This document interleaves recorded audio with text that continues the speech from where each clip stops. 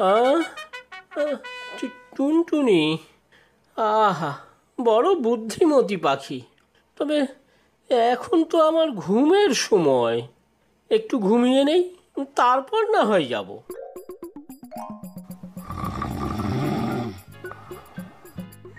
এ কি, বাঘমশাই তো বাইরে এলে না?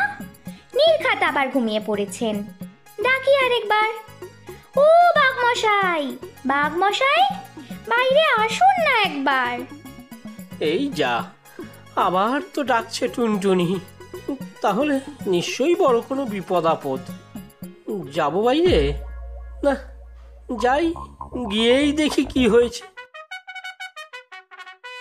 পেন নাম হই বাঘমশাই, ভাবছেন তো অসময়ে কেন বিরক্ত করছি, কিন্তু আমার কোনো উপায় ছিল না। হয়েছে বাবু, হয়েছে। আর অত করে বলতে হবে না। কি হয়েছে চটপট বলো তো দেখি। আজ সকালে আমি আমার ছানাপোনাদের নিয়ে উড়ে গিয়ে বসেছি ওই তাল গাছটার মাথায়। ওখান থেকে অনেক দূর পর্যন্ত দেখা যায়। ও মা, তাই বুঝি? আহা, আমি যদি কোনোদিন উঠতে পারতাম ওই উঁচু তাল গাছের মাথায়, তাহলে ভারী মজা হতো। কেন বাঘমশাই, তাল গাছের উপরে চড়লে বুঝি রাজ্য শাসনে সুবিধা হতো? সত্যিই তো, বনের রাজা আপনি। তাল গাছের মগডালে সিংহাসনে বসে আপনি রাজ্য চালাতেন, তাই তো?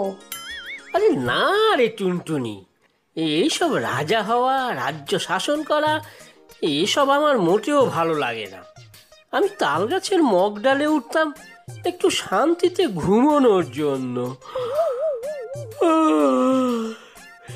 ঘুমোতাম আর ঘুমোতাম, ঘুম থেকে জেগে উঠে আবার ঘুমিয়ে পড়তাম।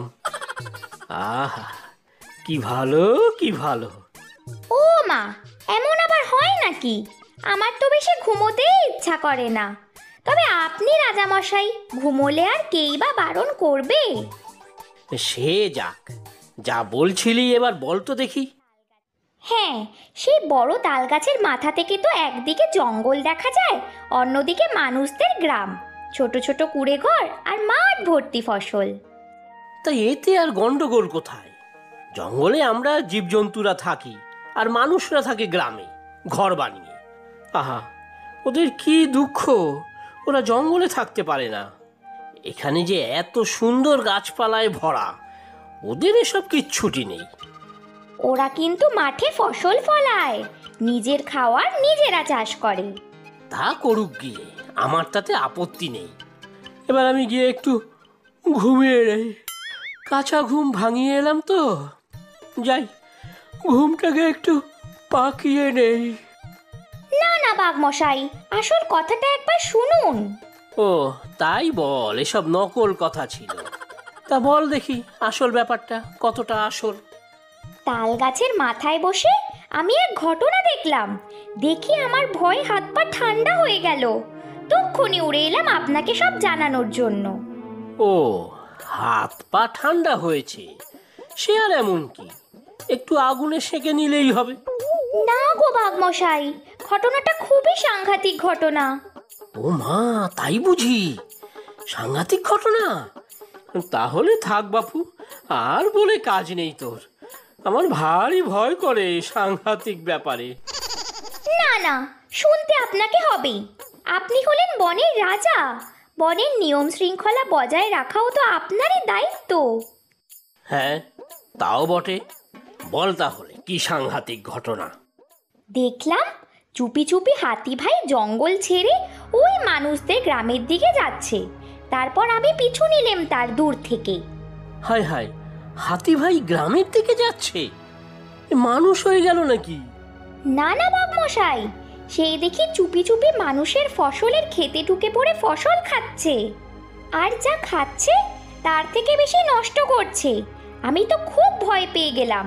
গ্রামের মানুষরা সব দেখতে পেলে কি সাংঘাতিক কাণ্ডটাই না হবে। তারপর তারপর? ভাগ্যিস কেউ ছিল না এদিকে। হাতি ভাইও খুব করে ফসল খেয়ে আর নষ্ট করে ফিরে এলো জঙ্গলে।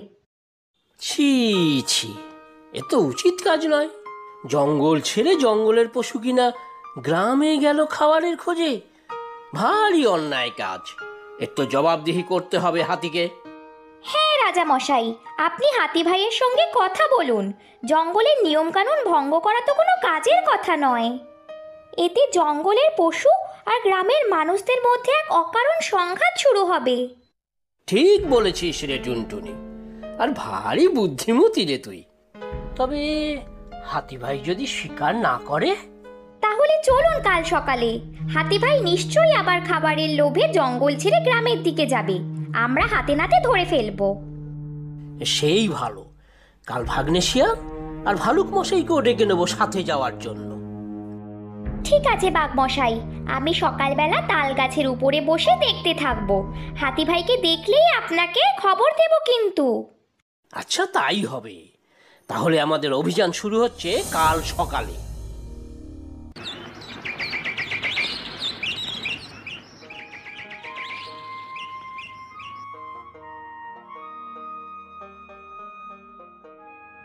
আপনি ঠিকই বলেছেন বাঘমশাই, হাতি ভাইয়ের এ ভারী অন্যায় কাজ হয়েছে।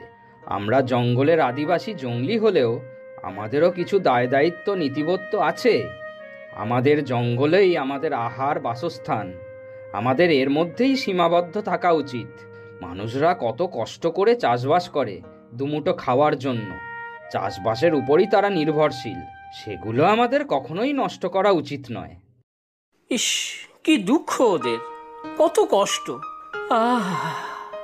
কিন্তু মানুষরাও তো আমাদের জঙ্গলে ঢোকে, গাছপালা কেটে জঙ্গল ধ্বংস করছে, অকারণে জীবজন্তু মেরে তাদের বিনাশের পথে নিয়ে যাচ্ছে।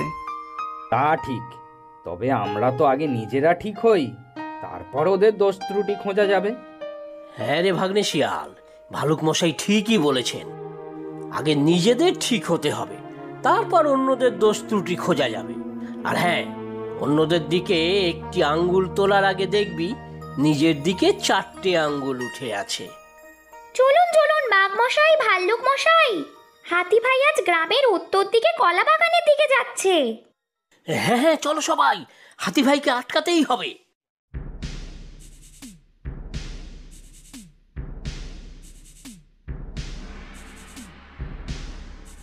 ও টুনটুনি পাখি, তুমি কোথায় যাচ্ছ গো? একটা বড় কাজে যাচ্ছি রে নরহরি, পেছনে বাঘ মশাইও আসছেন। হ্যাঁ তাই তো, বাঘমামাও তো আসছি। আমিও তো যাচ্ছিলাম বাঘমামার কাছে। পেন নাম বাঘমামা। আর এই তো নরহরি। বাহ, ভালোই হলো। নরহরির তো চমৎকার বুদ্ধি। চল, আমরা যাচ্ছি হাতি ভাইকে আটকাতে। ভারী আশ্চর্য তো, আমিও তো হাতি দাদার বিষয়েই কথা বলতে যাচ্ছিলাম। কেন কেন শুনি? কাল দেখা হয়েছিল হাতি দাদার সঙ্গে। ইস, তার কি দুঃখ! শুনে তো আমার চোখ ফেটে জল এলো। কেন, তার আবার কি দুঃখ? বেশ তো দস্যিপনা করে বেড়াচ্ছে। না গো ভাল্লুক মশাই, হাতি দাদার খুব দুঃখ। আহা, দুবেলা পেট ভরে দুটো খেতে পায় না। কেন, কি অভাব তার? হাতি দাদার তো পেটটা চালার মতো বড়, তার রোজকার খোরাক আমাদের সবার থেকে অনেক বেশি। আমাদের এই জঙ্গল নাকি সেই খাবারের যোগান দিতে পারছে না। এ তো চিন্তার কথা। জঙ্গলে যদি বন্য পশুর থাকা খাওয়ার সংস্থান না হয়, তাহলে তো মানুষদের সাথে সংঘাত অবশ্যম্ভাবী। সে তো মোটেই শুভ লক্ষণ নয়। তাই তো, কি করা যায়? এ তো বিহিত করতেই হবে। চলুন আগে তো হাতি ভাইকে আটকাই, না হলে একটা অনর্থ হবে। হ্যাঁ, আমিও শুনেছি ফসল বাঁচাতে মানুষরা আগুনের মশাল নিয়ে তাড়া করে, বাজি পটকা সবও ফাটায়। না না, এ তো যুদ্ধ। আমি এসব একেবারেই চাই না। আমি শান্তিপ্রিয় নিরীহ বাঘ। চলো তাড়াতাড়ি, হাতি ভাইকে আটকাতেই হবে।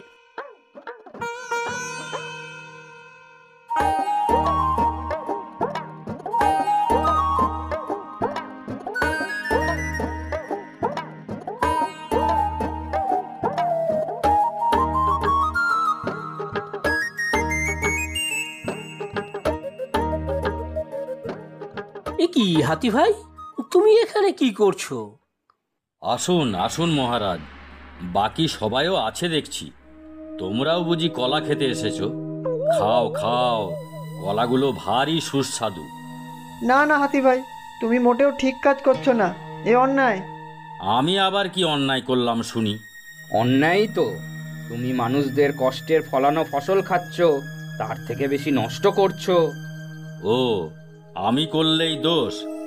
জঙ্গলে যে আমার খাদ্য নেই তার বেলা? আপনি এর বিহিত করুন রাজামশাই, আমার এর বিচার চাই। ওরে বাবা, আমি ভীতু বোকা বাঘ, আমি আবার কি বলবো? আপনাকেই তো বলতে হবে বাঘমশাই, আপনিই তো বনের রাজা। হ্যাঁ মামা, টুনি একদম ঠিক বলেছে। তোমাকেই তো আমাদের জঙ্গলের নিয়ম শৃঙ্খলা বজায় রাখতে হবে। জঙ্গলের কোনো পশু পাখি যাতে বিপথে না যায় সেটা দেখার দায়িত্ব তোমার। হ্যাঁ তাই তো, আমি তো বনের রাজা, আমারই তো দায়িত্ব হাতি ভাইকে বোঝানো। আমি আবার কি বুঝবো? এই যে জঙ্গল ছেড়ে তুমি মানুষদের ফসল নষ্ট করছো, তা তো ভালো কথা নয়। মানুষদের সারা বছরের খাদ্যের যোগান হলো এই ফসল, তুমি এগুলো খাচ্ছ, নষ্ট করছো, এ তো অন্যায়। এ আপনি কেমন কথা বলছেন বাঘমশাই? মানুষরা যে জঙ্গলে ঢুকে অকারণে গাছপালা কেটে নষ্ট করে, ফল ফুলের গাছ ধ্বংস করে তার বেলা? তাই তো আমি আমার পর্যাপ্ত খাবার জঙ্গলে পাই না, খিদে খুব কষ্ট হয়। কিন্তু তাই বলে মানুষদের গ্রামে ঢুকে ফসল নষ্ট করা তো কাজের কথা নয়। বুঝতে পারছি, হাতি ভাইয়ের খিদেতে খুব কষ্ট হয়, সেটারও একটা ব্যবস্থা করা দরকার। আমার মনে হয় এখন সবাই চলো, মানুষরা জানতে পারলে বাজি পটকা ফাটিয়ে আমাদের ক্ষতি করতে পারে। একদম ঠিক কথা। কিন্তু আমার যে পেটই ভরল না, আমি এখন যাব না। না না, এখন যেতেই হবে, কেউ এসে পড়লে মুশকিল। আমার এমনিতেই ভয় হাঁটু কাঁপছে, এরপর অজ্ঞান না হয়ে যাই।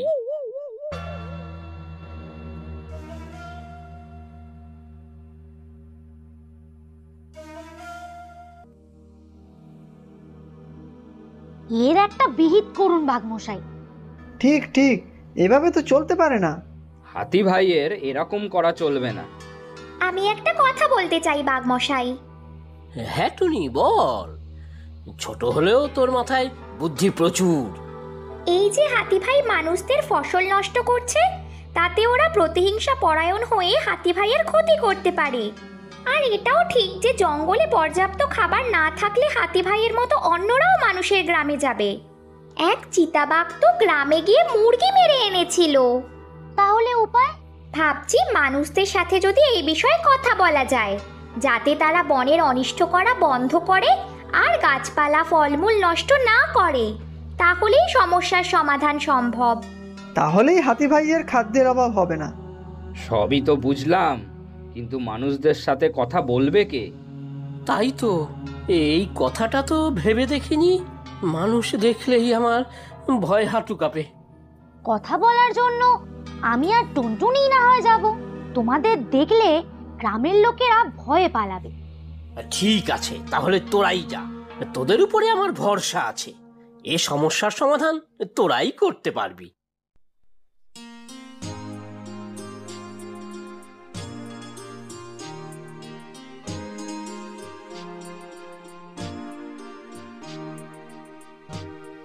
ওই তো একজন মানুষ ছানা, ওর সাথেই চলো কথা বলি। ও ভাই, শুনছো? টুনটুনি পাখি তুমি? বলো কি বলবে?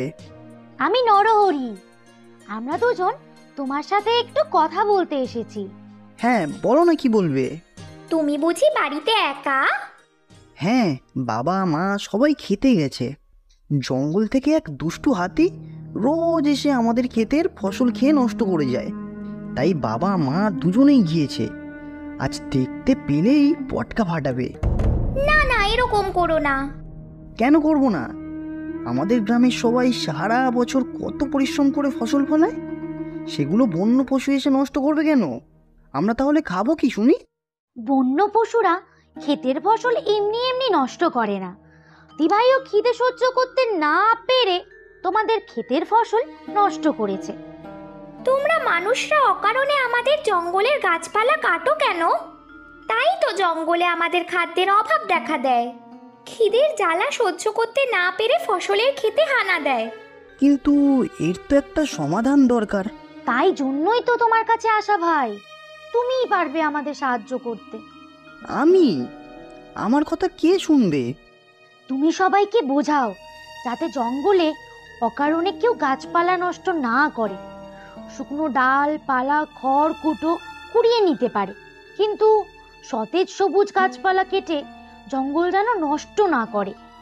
তাহলেই দেখবে আর তোমাদের ক্ষেতের ফসল নষ্ট হবে না। তুমি তোমাদের গ্রামের মোড়ল মশাইয়ের সাথে কথা বলো। মোড়ল মশাই, একটা কথা ছিল আপনার সাথে। বলো, কি বলবে? আপনি নিশ্চয়ই শুনেছেন যে ফসলের ক্ষেতে হাতিরা হামলা করে ফসল নষ্ট করেছে। হ্যাঁ, তা তো জানি। খুবই চিন্তার বিষয়। গ্রামবাসীদের বলা আছে, হাতি বা অন্য বন্য পশু দেখলেই যেন বাজি পটকা ফাটিয়ে তাড়িয়ে দেয়। কিন্তু এটা তো কোনো স্থায়ী সমাধান নয়। আজ আমার টুনটুনি পাখি আর ছাগলছানার সাথে কথা হয়েছে। জঙ্গলের সব পশুই এই ব্যাপারটা নিয়ে খুবই চিন্তিত। তাহলে ওরা গ্রামে ঢোকা বন্ধ করুক।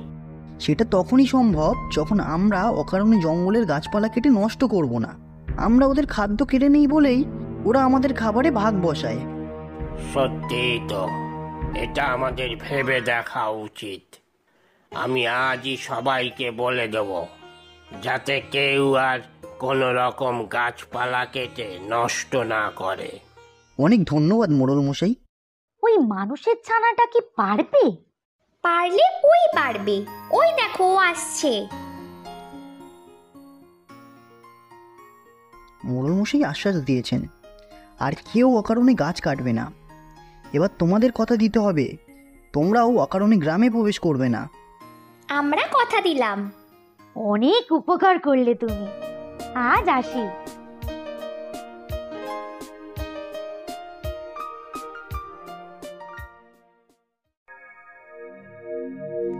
দুনিয়ার নরহরি তো এখনো এলো না।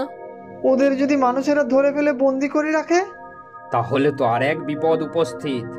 আমাদের গিয়ে তো ওদের উদ্ধার করে আনতে হবে। ওই তো টুনি আসছে, নরহরিও আছে।